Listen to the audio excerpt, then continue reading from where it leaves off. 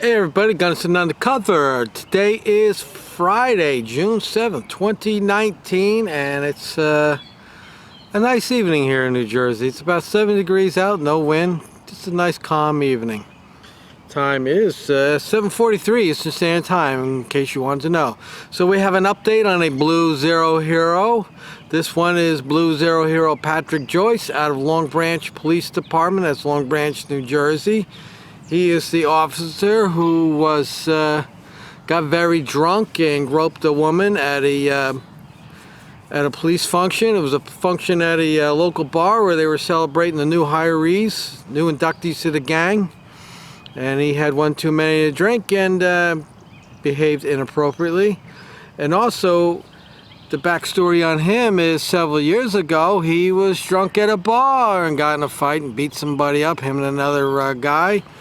Broke that guy's jaw. And he got 1 year probation for that. And the gang was very nice to them. They suspended him for 1 year while he was doing his probation. And when he was done with his probation, he got his job back. Wasn't that nice of the gang? Yeah, it was absolutely nice. But his father was a lieutenant, so they gave him special privileges. You know how that goes. So here's the update on the story that just came out today. This is reported to APP.com. And let me just give you the thing. It says, there it is right there. You take a look at it. Long Branch groper, ex-cop gets 1 year probation, forfeits public employment. A judge placed a former Long Branch police officer on probation for 1 year and ordered him to permanently forfeit public employment for touching a woman's backside while in a drunken stupor at a police party in February. Well, he did a lot more than touch her on the ass. Touched her in the front, I think the deal was.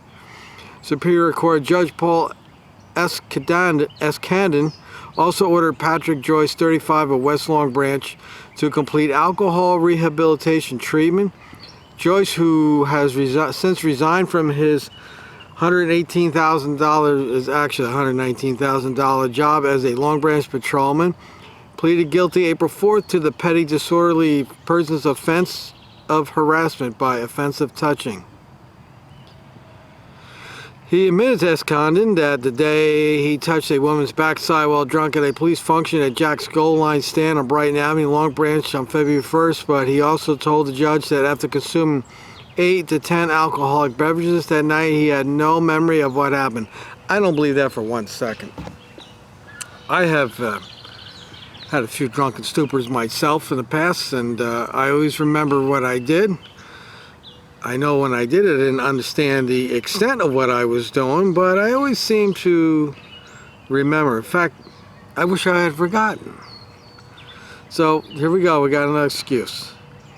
The offense occurred at a private function to celebrate police promotions. The 20-year-old victim comes from a police family, and Joyce was like an uncle to her, parents said, after Joyce entered his guilty plea. So this girl was the daughter of another police officer. And apparently they were close in family. The victim was not in court for sentencing, but Melanie Falco, assistant Monmouth County prosecutor, read a statement from her.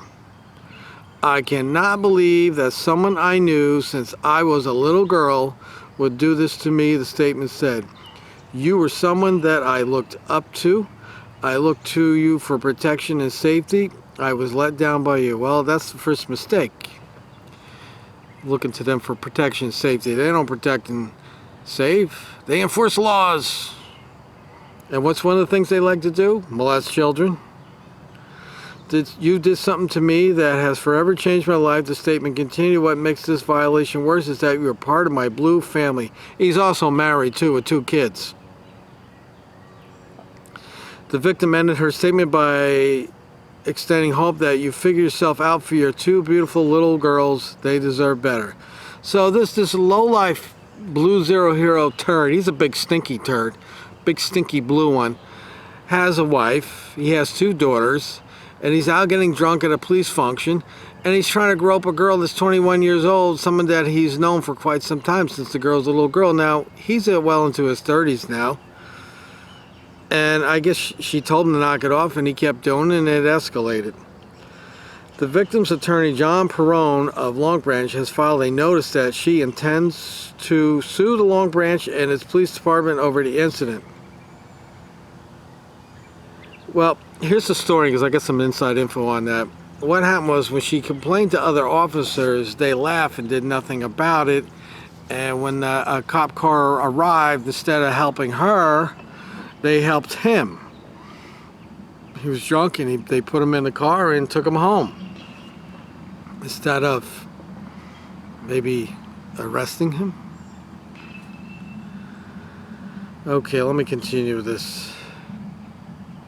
The notice also alleges that police officers at the party did nothing to help the victim, and when it appeared Joyce could no longer stand up, he was escorted out by fellow officers and placed in a police car that had been called there to drive him home. So this is how they're going to sue the town, because even though this was a private function, the police were called, and a marked unit came. And instead of investigating a possible crime, they gave aid and comfort to the crook instead of the victim. Police Chief Jason Roebuck suspended Joyce without pay as soon as the allegations are made, and Joyce subsequently resigned. Now, here's something I had talked about with Matt Tim, that this guy will immediately go get some kind of treatment, go see a doctor or a counselor, whatever he's going to do. They're setting it all up, and he's going to play the victim card. Oh, he's a victim. He's a victim. And it's exactly what happened here. And Joyce's attorney, Robert Norton of Westfield, said he works extensively with first responders who self-medicate. Self-medicate. How about self-asshole? It's not an excuse, he said. It's a disease that was treated. Oh, a disease now. So was he getting drunk while he was on duty? Was he drunk at home with his wife? Maybe he's just a jerk and he had a few too many. And what I know about drinking is a drunk man's word is a sober man's thought. So one could apply a drunk man's actions is a sober man's thoughts also. He's a jerk. He's just a jerk. Joyce in April said he went into an inpatient alcohol rehabilitation program immediately after the incident at the police party. He says, "I'd like to apologize to everybody involved," he said Friday before he was sentenced. "It's no excuse for my actions. I've taken appropriate steps to make myself a better person." Well, you got a long way to go, Mr. Joyce. Joyce was charged in February with criminal sexual contact and an indictable offense. See, this was the deal that they made him.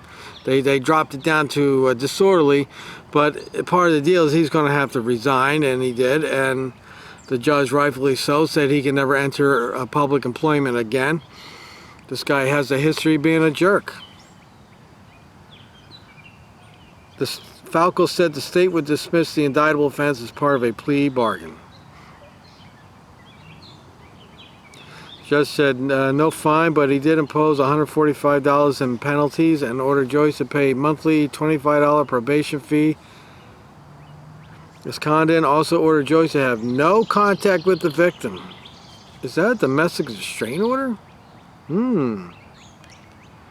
Well, I'll put the link in the description. I'm sure more about this is going to come out. It's pretty fresh, this story. But once again, we have a blue zero hero turd. He had a history of being a jerk. They gave him special privileges the first time. It had been you and I got in a fight and all that crap, and our job found out about it, or it affected our job, ability to get to work. We're not going to get a year off. The job's going to say, get lost. You can't come to work. You can't work here. Simple as that. There's no free pass. He got a free pass. And he's done a few other things, I understand, and everybody just kind of gave him a free pass because his father supposedly was a good guy. He was a lieutenant on the force, and he was a good guy, which is how Patrick got his job. And now this time, he went a little too far, and he's going to cost the taxpayers a lot of money. Do you think he's going to have any personal responsibility there? Probably not. And I'll tell you what, I don't think in this case he should have personal responsibility in any lawsuit against the town, if the town has to pay. Now, he's going to get sued, so you know, whatever happens, happens. But if it's just a town getting sued, then I don't think he's responsible, because he's not the one that called the police and then the police showed up and didn't help him. So he had nothing to do with that. He was there on his personal time, not his professional time. All right, read the story yourself. Let me know what you think in the comments section. Like, share, subscribe. And what's our motto here? Make our rights strong again. You know what to do. Exercise them.